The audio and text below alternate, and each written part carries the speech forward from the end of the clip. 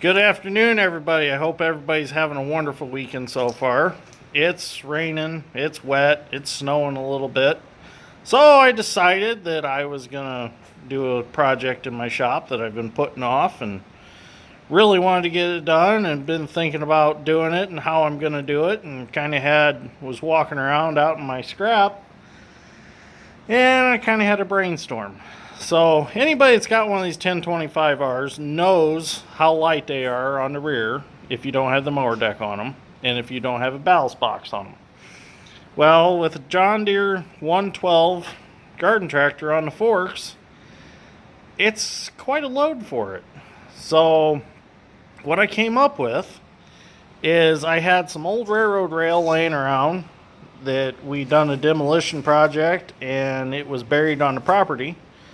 And I found these three pieces and they've been laying out on a pallet in my scrap, and I thought, well, what if I weld a 2-inch by 2-inch, quarter-inch thick wall tube on the front side of the rail, and I had this little hitch that I had from something. I don't remember what it came from, but I thought, well, I'll put that on the back. That way I'm not sacrificing not having a hitch, which was one of my things with a weight box from Deere. You don't have a hitch. And I like to use my 3-point hitch to move different things around the yard, and it's a lot better because it's farther out than the stock factory hitch. It's kind of tucked up under there. So I took these three pieces of railroad rail and cleaned them up and welded the square tube to there. And I also put that piece of bar stock right there so that when you back into it, the hole lines up for your pin, so that you don't have to get on and off the tractor. And I also tapered the ends of the square tube that I welded on. That way when you back into it, it helps this tube line up so you don't have to be quite dead on. You got to be close. And I also made everything so that when this sits on the floor, it sits flat on the floor, or you could throw a couple 2x4s under it or 4x4s or whatever you want. When it sits on the floor, there's no weight on it. You can walk up there, pull that pin out, drive away from it. Which, what I didn't like about the weight boxes from Deere was they went on a 3-point, so in order to get it off, you had to take off all three. You had to take your pins out, your pin in the third link, and then switch back over to your hitch. And who wants to do that every time? So with this situation, you don't have to take your weight box, well, it's not really a box. You don't have to take your weight off in order to go to your other hitch. So, worked out pretty good. I like it. I think what I'm going to do is I've got 2 of these John Deere small suitcase weights. I wish I had some more. I'll probably buy some more. I'm thinking about making a rack on top of this for maybe, well, probably 4 of those. The thing is, I don't want to weight it down too heavy because this little tractor, I don't want to tear it up. So I think this is just enough to the point where it's not going to be too much for it. Still going to be safer to lift things, but I don't think it's going to give you the lifting ability to tear up the loader. Which my dad has a 4100, and we lifted a welding table with it one time, and we hung a bunch of weight on the rear end, and it actually swelled the aluminum hydraulic valve, and now the loader seeps all the time. So that's why I decided, I know these 1025Rs are a different setup, more of a pilot control valve like in an excavator, so they are a different setup. So they won't swell like that. But still, I just don't want to overdo it. Don't want to overload the tractor. Hate to tear it up. So I'm going to show you how this works really quick. If I can find my holder for my phone. I think if I put you down over here, I can demonstrate. Well, no, that ain't gonna work. Oh, there we go. Well,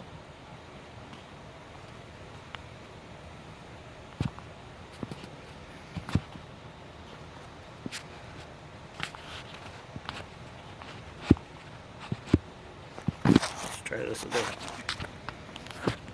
Oops.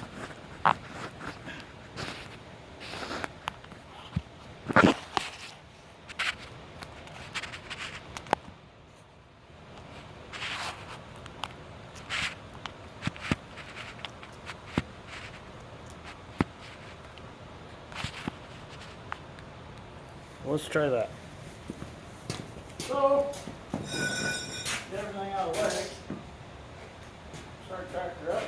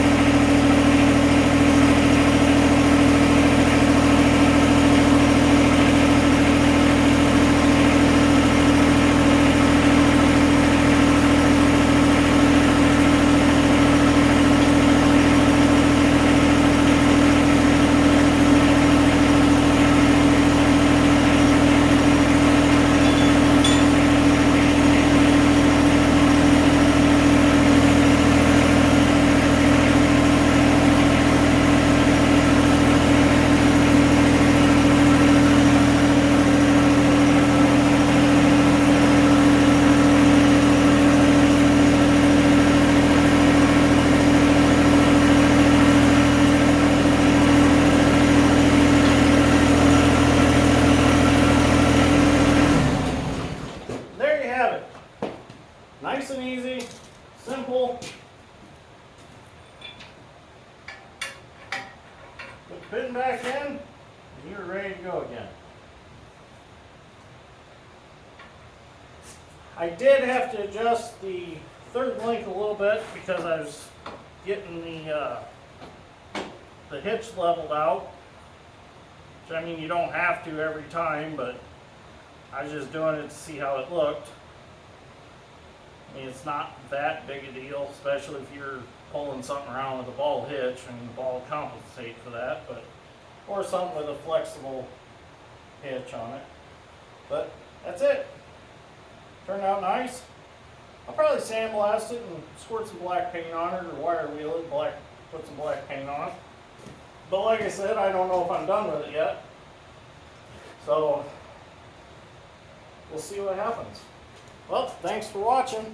Hope everybody enjoys their weekend. If you like this, like and subscribe, as always. And any comments or questions, I'm here to answer them. So, it only took about, probably an hour or so to throw this together. So, turned out pretty good. I got to do a welding project with my new Forney Easy Weld 140, which I was impressed with it. Done a real good job. Done a real good job welding on this. So, I mean, it's not the cleanest, or the cleanest of steel to weld on, but I mean, that's a good weld, especially for a machine that runs on 110. I was impressed with it. This is the second project that I've done with it, and really enjoyed it. So, I'm going to probably in the future, when I build my new shop, I am going to get a Forney 270, which runs on 220. And I also am going to adventure into one of their plasma cutters, because if that welder and plasma cutter performs like this welder, I'm going to be pretty happy. They've got two choices of plasma cutter. One has its own built-in air compressor in it, and the other one has, well, you have to hook it up to your shop air, but they've got plasma cutters that'll run on 110 that'll cut up to 1/2 inch. So I was pretty impressed with that. So let's see about getting one of them. So I got the silage blower project done and out of here. This is actually the pipe I made for it. It goes on the flange on the silage blower. It goes down to the ground so you can plumb it up to put anything on it you want. I'm going to probably try that out this coming week. We're going to clear about 5 acres of woods, and I'm going to take it out and put a pipe on the end of there and try to force some air into the brush pile to see if we can't get a better burn, maybe a quicker burn time. So I'll have videos of that to come. So hope everybody enjoyed this. Hope everybody has a beautiful afternoon. Stay safe, have fun, And remember, always build your dreams. If you have a dream, build it. So, if you like this, like and subscribe, and I will talk to you later.